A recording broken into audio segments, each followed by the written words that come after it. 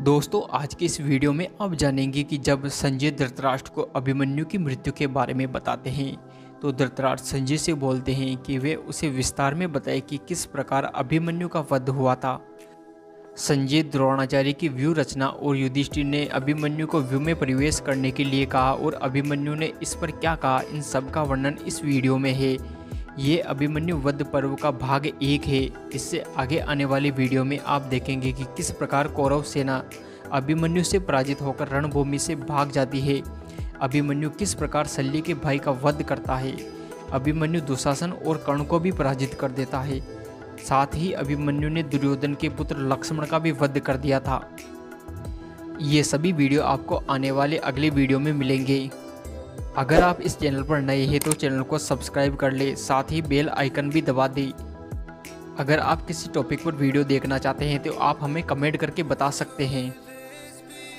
जब द्रोणाचार्य युधिष्ठिर को बंदी नहीं बना पाते हैं तब दुर्योधन सभी योद्धाओं को सुनाते हुए द्रोणाचार्य से बोलता है, निश्चय ही हम आपकी नज़रों में शत्रु वर्ग के अंतर्गत है। यही कारण है कि आज युधिष्ठिर आपके इतना नज़दीक आ गया, फिर भी आपने उसे छोड़ दिया। युद्ध में कोई शत्रु आपकी आंखों के सामने आ जाए और आप उसे पकड़ना चाहे और सभी देवताओं के साथ पांडव भी उसकी रक्षा कर रहे हो तो भी वह आपकी पकड़ से छूटकर नहीं जा सकता। आपने पहले तो खुश होकर मुझे वरदान दिया और पीछे से उसे उलट दिया। श्रेष्ठ पुरुष कभी भी अपने वादे से पीछे नहीं हटते।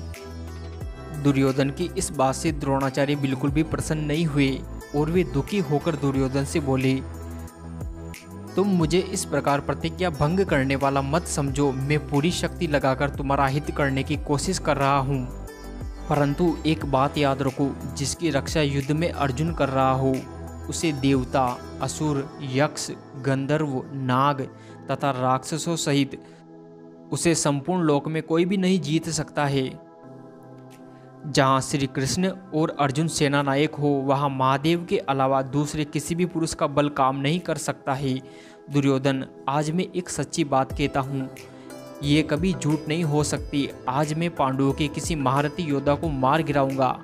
आज मैं एक ऐसे व्यू का निर्माण करूंगा जिसे देवता भी नहीं तोड़ सकते, परंतु कोई उपाय करके अर्जुन को यहाँ से दूर हटा दो, क्योंकि युद्ध से संबंधित कोई भी ऐसी बात नहीं है जिसका ज्ञान अर्जुन को ना हो। अर्जुन ने इधर उधर से युद्ध का संपूर्ण ज्ञान प्राप्त कर लिया है। द्रोणाचार्य के ऐसा कहने पर संशप्तक गणों ने दक्षिण में जाकर अर्जुन को युद्ध के लिए ललकारा।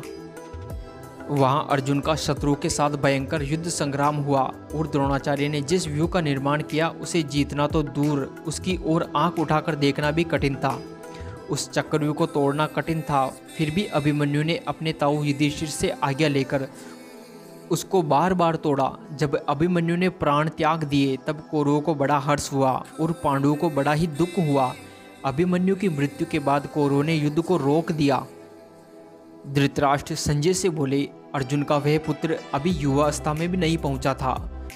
उसके युद्ध में मारे जाने का समाचार सुनकर मेरा हृदय शोक से विदीर्ण हो रहा है। राज्य के लोभी शूरवीरों ने एक बालक पर अस्त्रों शस्त्रों का प्रहार किया है। संजय, हमेशा प्रसन्न रहने वाला वह बालक जब युद्ध कर रहा था उस समय अस्त्र विद्या में पारंगत शूरवीरों ने उसका वध किस प्रकार किया, मुझे बताओ। संजय बताते हैं, युधिष्ठिर के पराक्रम, श्री कृष्ण के उत्तम चरित्र और भीम के वीरोचित कर्मों के समान ही अभिमन्यु का भी पराक्रम, कर्म और चरित्र था। वह रूप, पराक्रम और शास्त्र ज्ञान में अर्जुन के सम्मान ही था और विनयशीलता में नकुल व सहदेव के सम्मान था।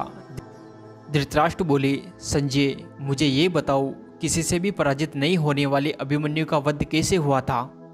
संजय ने आगे बताया, द्रोणाचार्य ने जिस व्यू का निर्माण किया था उसमें इंद्र के समान पराक्रमी राजाओं का समावेश कर रखा था। दुर्योधन सेना के मध्य भाग में विराजमान था। अग्रभाग में सेनापति द्रोणाचार्य खड़े थे, उनके पास सिंधुराज जयद्रथ खड़ा था। उनके पार्श्व भाग में अश्वत्थामा आदि महारथी खड़े थे और आपके 30 पुत्र शकुनी, शल्य तथा भूरिश्रवा ये सब जयद्रथ के पास ही खड़े थे। तत्पश्चात मरने पर ही युद्ध से निवृत्त होंगे ऐसा निश्चय करके कौरवों तथा पांडव पक्ष के सभी योद्धा आपस में युद्ध करने लगे। द्रोणाचार्य द्वारा सुरक्षित उस सेना का भीम आदि पांडवों ने डटकर सामना किया। द्रोणाचार्य बड़े पराक्रमी थे, वे शत्रुओं के आक्रमण से बिल्कुल भी नहीं घबराए। उनकी ओर आने वाले पांडवों की सेना पर बाणों की वर्षा करके उन्होंने उन्हें आगे बढ़ने से रोक दिया। क्रोध से भरे हुए द्रोणाचार्य को अपनी ओर आते देख युधिष्ठिर ने उन्हें रोकने के उपाय पर बार बार विचार किया। इस समय द्रोणाचार्य का सामना दूसरे योद्धा के लिए असंभव जानकर युधिष्ठिर ने अभिमन्यु को इस कार्य का महान भार सौंपा। अभिमन्यु श्री कृष्ण और अर्जुन से किसी भी बात में कम नहीं था, वे शत्रुओं का संहार करने में समर्थ था।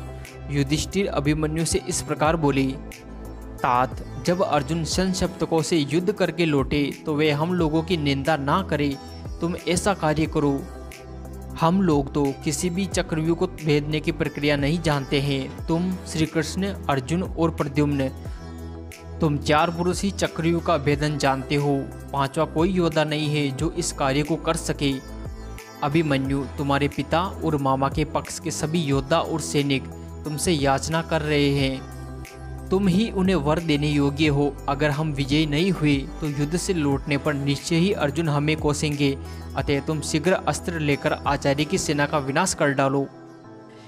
इस पर अभिमन्यु ने कहा, मैं अपने पितृवर्ग की विजय के लिए द्रोणाचार्य की अत्यंत भयंकर व श्रेष्ठ सेना में प्रवेश करता हूँ। आज मैं ऐसा पराक्रम दिखाऊंगा जो माता और पिता दोनों की कुल के लिए हितकर होगा तथा मामा श्री कृष्ण और पिता अर्जुन दोनों को प्रसन्न करेगा। हालांकि मैं अभी बालक हूँ तो भी आज समस्त प्राणी देखेंगे कि मैंने अकेले ही झुंड के झुंड सैनिकों का संहार कर डाला है।